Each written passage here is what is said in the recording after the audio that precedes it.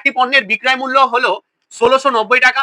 যদি 35% ছাড় দেওয়া হয়ে থাকে তাহলে পণ্যটির মুদ্রিত মূল্য কত? মুদ্রিত মূল্য মানে হচ্ছে মার্কেট প্রাইস, যে প্রাইসটা কোনো দ্রব্যে লেখা থাকে, তাহলে সেইটার দাম কত হবে। দেখো যখনই আমরা পার্সেন্টেজ থাকবে এবং লাভ ক্ষতি যাই থাকুক না কেন, আমাদের অঙ্কটা এরকম থাকলে আমরা পার্সেন্টেজকে লক্ষ্য করবো, আর পার্সেন্টেজটাকে ধরতে পারলে তুমি কিন্তু অঙ্ক করে নিতে পারবে।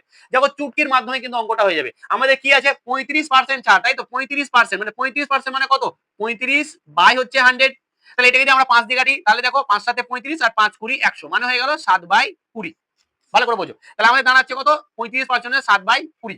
এবার এটা কি করেছে? ছাড় দিয়েছে, তার মানে কি 20 টাকায় 7 টাকা ছাড়। তাহলে 20 টাকায় 7 টাকা ছাড় যদি হয় তাহলে ক টাকায় বিক্রি করবে? 13 টাকা। ঠিক তো? কিন্তু 13 টাকা বিক্রি করেনি, কত বিক্রি করেছে? 1690 টাকায়। তার মানে এটাই হচ্ছে আমাদের 1690। তাহলে 1690 13 এর কত গুণ? দেখো 13 ইনটু 13 মানে হচ্ছে 169। তার মানে হচ্ছে 13 বসে গেল, আর এখানে একটা শূন্য আছে, তো এখানে একটা শূন্য, মানে 130 গুণ। এই যে এটা কত? 13 এর 130 গুণ। তাহলে এটা যদি আমার হয়ে যায় 130 গুণ, তাহলে আমাদের এই যে এটা সবসময় হয়, বলো সিপি বলো বা মুদ্রিত মূল্য, সবসময় নিচে যেটা সেটাই হয়। তাহলে এইখানে আমাদের এইটাও 13, এটাও 130 গুণ হয়ে যাবে।